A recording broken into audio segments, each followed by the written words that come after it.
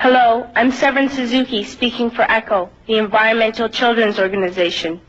We're a group of 12 and 13-year-olds trying to make a difference. Vanessa Suddy, Morgan Geisler, Michelle Quigg, and me. We've raised all the money to come here ourselves, to come 5,000 miles to tell you adults you must change your ways. Coming up here today, I have no hidden agenda.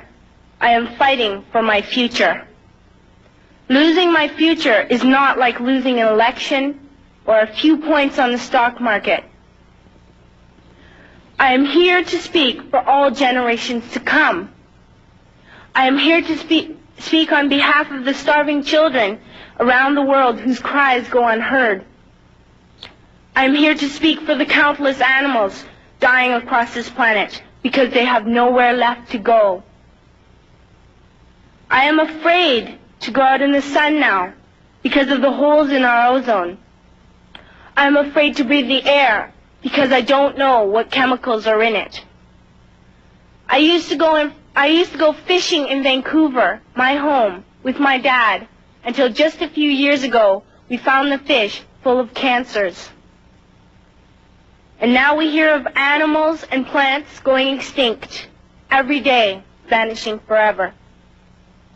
In my life, I have dreamt of seeing the great herds of wild animals, jungles and rainforests full of birds and butterflies.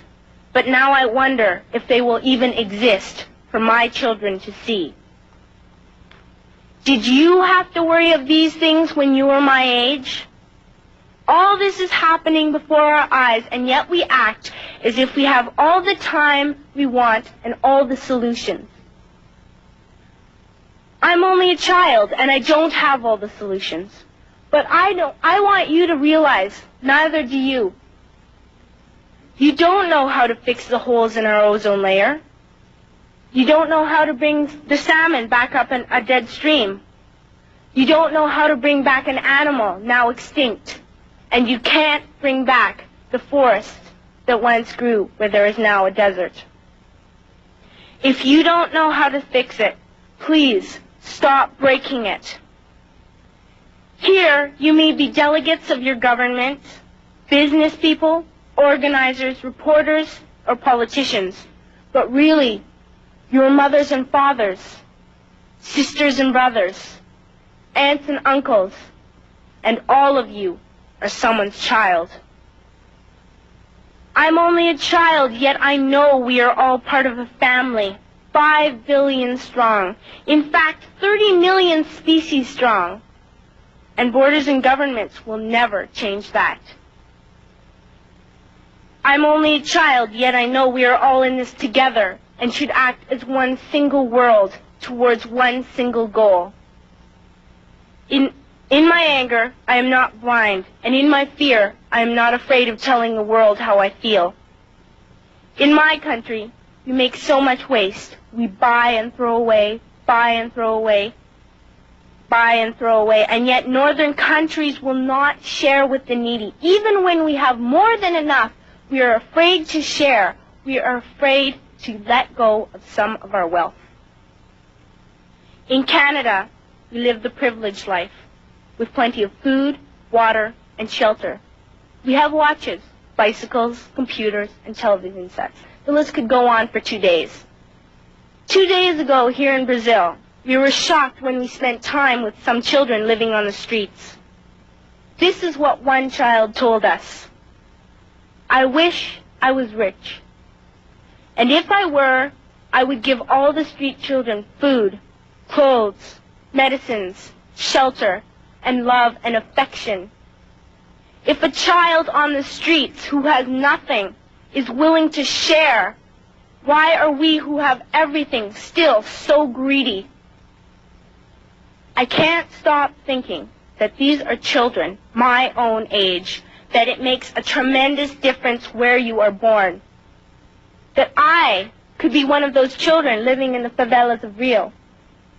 I could be a child starving in Somalia, or a victim of war in the Middle East, or a beggar in India.